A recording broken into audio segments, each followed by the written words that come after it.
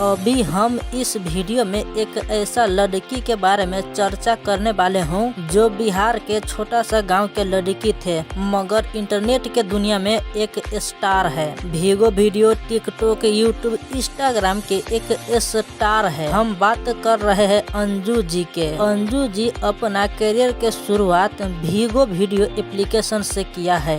बाद में धीरे धीरे वहां पर सफल होने के बाद टिकटॉक पर भी कुछ दिन काम किया और भी बहुत ऐसे छोट मोट एप्लीकेशन पर काम किया। इसी तरह से अंजू जी के वीडियो देखना भोजपुरी जनता काफी पसंद किया, काफी लोग चाहने लगी, पसंद करने लगी। तब बन गया अंजू जी सोशल मीडिया के एक स्टार। अभी यूट्यूब, इंस्टाग्राम, फेसबुक पर लाखों फैन फॉलोइंग है अंजू जी के। पहले अंजू जी एक गरीब थे, मगर अभी पैसा कमाने के बाद, बहुत सी चीज हासिल करने के बाद अभी अंजू जी ये घर बनाया है। ये घर जो अभी आप दिख रहा है, ये अंजू जी के अभी के घर। मेहनत किया है, स्ट्रगल किया है, तब आज अंजू जी अच्छा खासा महल में रहता है।